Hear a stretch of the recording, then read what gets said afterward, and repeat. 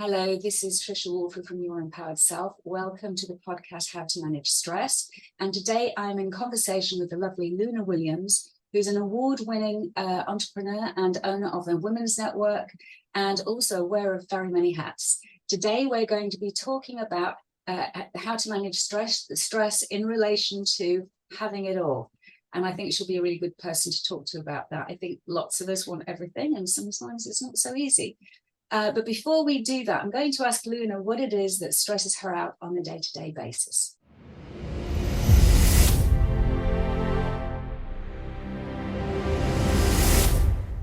Hello, Luna. Hi, Trisha. Thank you very much for having me. You're welcome.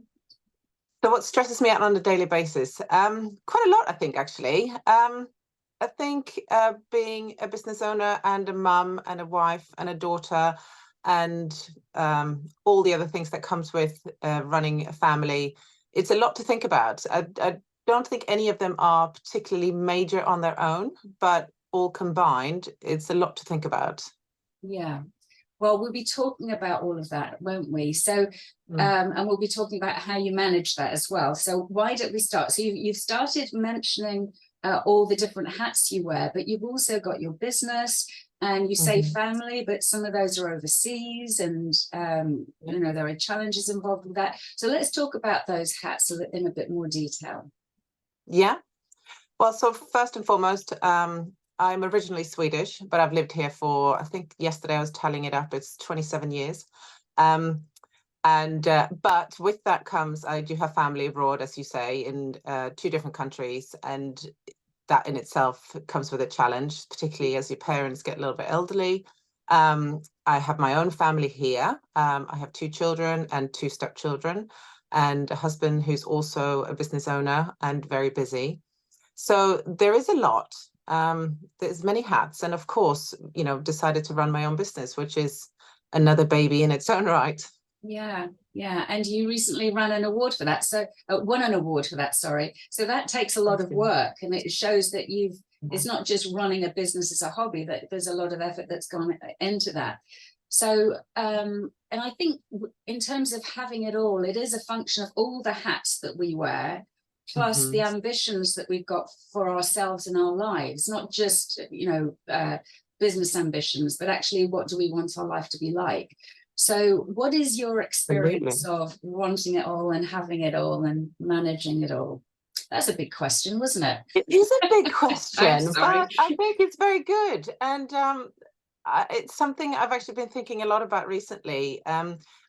I think that certainly from the perspective I'm coming from, running a business network for women only, is I speak to a lot of women who are entrepreneurs, obviously, and many of them have fallen in, is probably not the right word to use, but come into entrepreneurship as a function of necessity in a way. Many of us, if not all, had great corporate careers, very successful, reached higher management, senior management levels in whatever industries they were in, and then got married, had children, moved out of town, and as a function of having been very successful, was then able to stay at home with the children when they were little.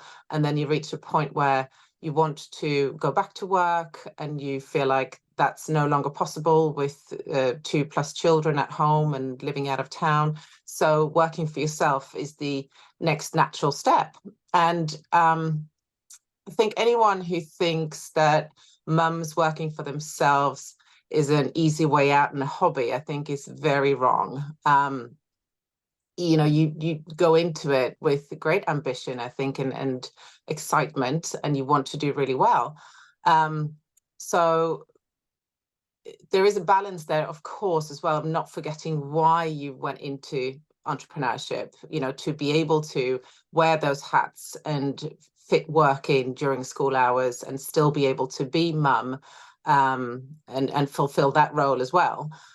However, the time constraints are quite tricky, and you know, you do want to do well in your work, of course you do, because it's your own reputation that's riding on it. And I think there's a very fine balance to be struck there between what's possible in a few hours, and wanting to do well at the same time as not forgetting to do the mum role well. And the daughter role well, and the sister Yes, role, or whatever other roles that we have as absolutely. well. And Yeah. and the one I love it inconvenient. Well, I don't love them, but I like the term inconvenient truths, because there are some things that are just true, but you just wish they weren't. And one Yeah. of those things is it is hard for anybody running their own business. I think a lot of people think it's going to be the easy route, because you manage yourself, you manage your own time, you make all the decisions. But with that come a lot of hats up on their own. So, you know, you have to be the accountant, you have to be account manager, you have to be the IT person, you have to be the one that gets the coffee, you have to be the customer service manager, and all of the things that people don't think about. And one of the things when you're trying to have it all is the inconvenient truth part that I'm leading up to is things don't come in neat packages. Like, this is my work time, and they're, you know, all of the problems are coming in at exactly the pace that I can deal with them. And family situations occur exactly at the time when I have a convenient slot. You know, things just don't happen like that. You think you're kind of working really hard on something, and you're completely focused, and then you get a curveball that means you've got to change your focus. So I'm guessing that with 4 kids and 2 stepchildren as well, that makes it all the more complicated. It does. And I think you almost have to have I mean, first of all, being organized is key, I think. But nobody, I think, can actually do it all, you know, and do it all well. So for me, I think I've decided to have a bit of a 360 view over my life, and have a look and see which balls can be dropped at sometimes, because you can't always make it to the supermarket. You can't always do the cardboard project that the school requires, or you can't always, you know, as well come up with a work deadline or call your mum, or, you know, sometimes you just have to go, actually, do you know what, that is going to have to wait, because some things at this minute are more important. But it's not to say that the other things aren't important, but you have to prioritize, I think. Yeah, I call that strategic ball dropping. Yes. You know, it's like, of all these things, what actually has to be done, you know, in the big scheme of things. And when we chatted previously, you talked about the helicopter view is one of the things that you do. So do you want to tell us a little bit more about that? Well, I think it is just, again, having that overview, you know, looking at it from above, and to see a bit like, did you ever see that movie Minority Report, where they swipe across the screens? It's you know, you deal with one thing, and then some things are going to have to wait and be picked up at a later stage. And I think also prioritizing and seeing now at which point is the most important. Is it a family piece, or is it a work piece, or is it a domestic piece? That has to be dealt with first. And again, you have to, I suppose, realize that you're a small business owner, and some things can wait. And luckily, I think, for me, a lot of my clients are also small business owners, and I think have a certain understanding and compassion for that, because we're all in a very similar position, and just being a bit realistic and sometimes vulnerable, and to keep it on a personal level. Yeah, I love that, realistic and vulnerable. So, you know, building a business takes courage, doesn't it? It takes courage, it takes foresight, it takes organization, which some people aren't so good at. But sometimes that vulnerability allows you to ask for the help that you need, because I think sometimes we think we have to do it all. So having it all isn't the beer and doer of all things.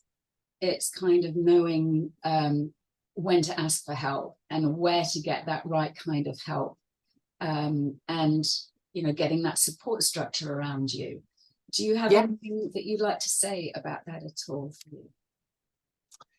Well, I think so. Last year, for example, one of my children was going through a really tough time, and that had to be my priority. And there was a lot of things I had to put to the side to be able to do that. But clearly that was the most important thing at that time for me. And now that situation is thankfully resolved, and because I then are able to focus my resources and energies in other directions, I've been able to grow the business, more in the last 6 months. But it's, I think, that realization that you have to go with the flow of it, particularly as a woman, I think, because a lot of these things come back on your shoulders. Yeah. And that's a really important point. A lot of things do come on the shoulder of the woman in the family. To what degree are you able to delegate and share, or create boundaries with people and the kids? Is that something that you're winning at, or heavy puff? No, not at the minute. No, I think that largely, I'm lucky they're all quite good. But obviously, for me, I think I'm having to realize that my youngest is only just about to turn 8 tomorrow, actually. So they're still really young and need a lot of my support. But I started this business with a long-term vision, and I know that now they need me a lot, but in the future they'll need me less. And I think, if I want to grow this more to a sort of corporate level, my time will come, sort of thing. And again, that's all about the strategic decision making. Yeah. And I guess there's something in there about being a working mum, being an example to the children about, having a vision and making it happen, and what it takes to build something for yourself. And I guess for parents, that's that kind of understanding for children. The earlier it starts, the more independent they can become in their own lives, because that's one of the roles of parents, isn't it? Is to create, from your children, create adults who can be independent and fully functioning and happy and healthy and successful, and be able to build their own lives. And so the example starts at home, doesn't it? Absolutely. And they're really excited for me, and they are involved, and they like to ask questions, and they were very proud of me when I won the award. So that's lovely. But of course, I need to be able to down tools and help with math homework, or whatever it is at the same time. Okay, so there's something I haven't heard you say, Luna, at all. Is time for you? Don't laugh. But again, isn't that the traditional classic thing that a woman does, is you prioritize yourself last?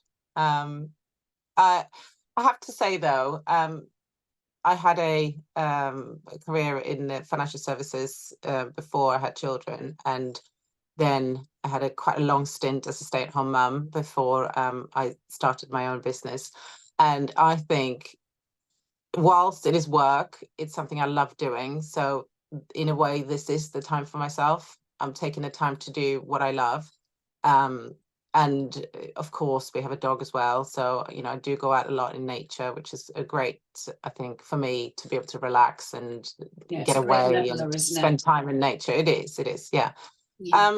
So actually, I would rather, maybe that's just me, but I would rather sit at the computer and deal with or progress or build my business than have a bath with lots of candles, for example. But maybe that's just me.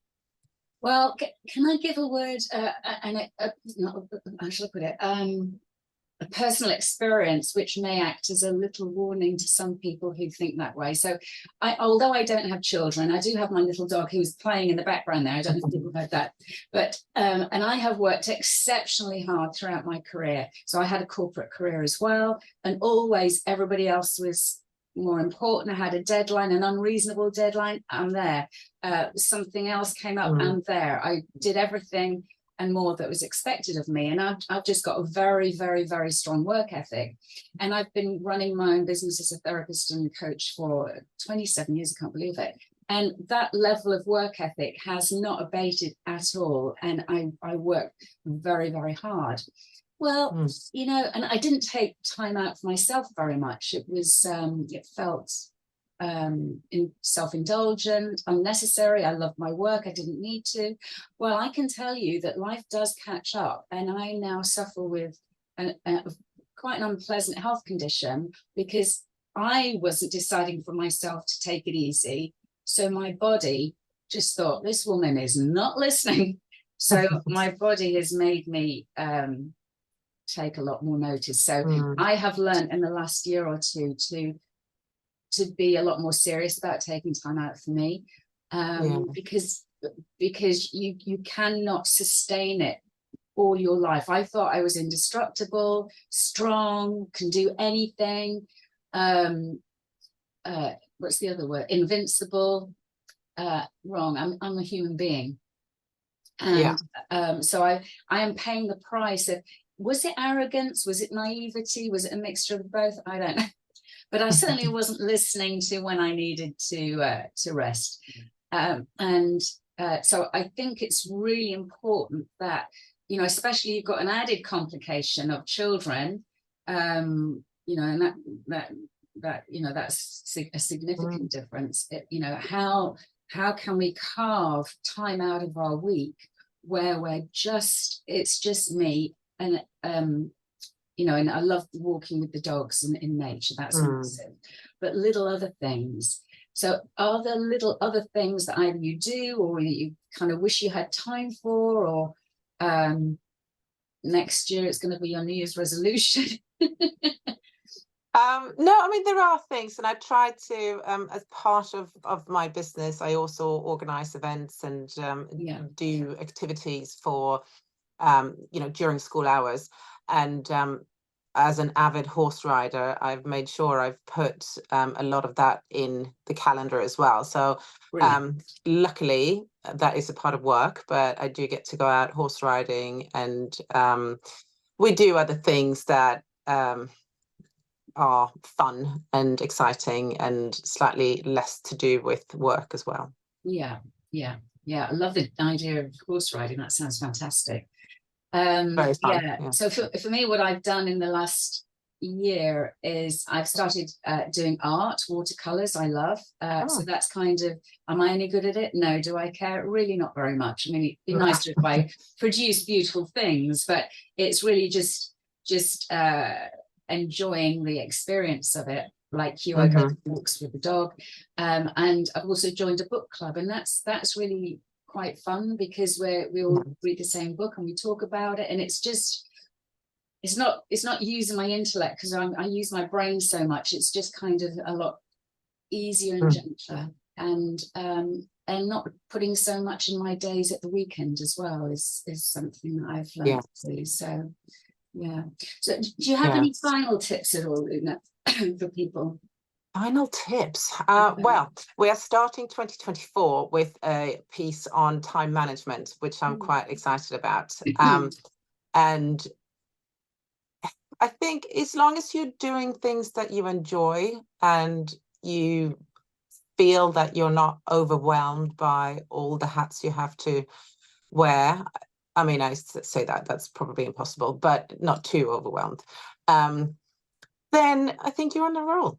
I think you're on a good path. Excuse me. I read a quote yesterday, and I'm not going to do it good service, and I can't remember who said it, but it was something like, if you get up an hour later in the morning, you'd be chasing that hour all day. And I thought, how true is that? So I'm naturally an early riser, and I get so much done. And very occasionally, say twice a year, I get up late, and it's just like, my God, I've only got like 3 hours in the day. Obviously, it's not 3 hours in a day, but it feels like you've got to compress so much. So being an early riser really helps. But I think some other people really struggle with that. But I think it's something you can learn to do. Absolutely. I think, and also looking at what other people have done who've gone before you. I came across a book during lockdown, actually, which I listened to on Audible because I don't have much time to actually read, even though I love it. And it's called How to Make It Happen by Maria Hatzisafanis, who's the founder of Rodeo. And it was hugely inspiring. she as well started from nothing in a back room at her house, and built a phenomenally successful business. So there's a lot of, I think, inspiration and help and guidance. I think you have to carve out your own path, but there's definitely nuggets to take from many different sources now, particularly the internet, and there's so much wisdom around you. Yeah, absolutely. I love that. Okay, now I think you've just done something I was going to ask you to do, which was, you know, if there's a book that you found really helpful, inspiring, or useful, is it that one, or was there another one that you had in mind that our listeners might find useful as well? I think, particularly that one I've listened to many times. And there's also another female entrepreneur called Carrie Green, who's written a book that it has also been probably for the more early stages of starting a business or thinking about starting a business, that I found very helpful. And, you know, but there's lots. I love taking inspiration from, you know, I think people like Michelle Obama, reading her book, Becoming. She's brilliant, isn't she? Absolutely, yeah. yes. And she had another one as well. I've read that one too. Can't remember what it's called, but she's excellent. She's very inspirational. In everything about her actually is inspirational, I think. She's very warm and but strong, and successful. And she's married to Barack as well. All right. Well, thank you very much indeed. I do hope everybody's enjoyed this conversation as much as I have. If you have, please like and share. You never know when it might land just at the right time for somebody. And if you haven't subscribed already, please do. That's over for me now. Thank you very much. Thanks so much, Luna. Thank you for having me. That's okay. You take care now. Bye. And you. Bye-bye.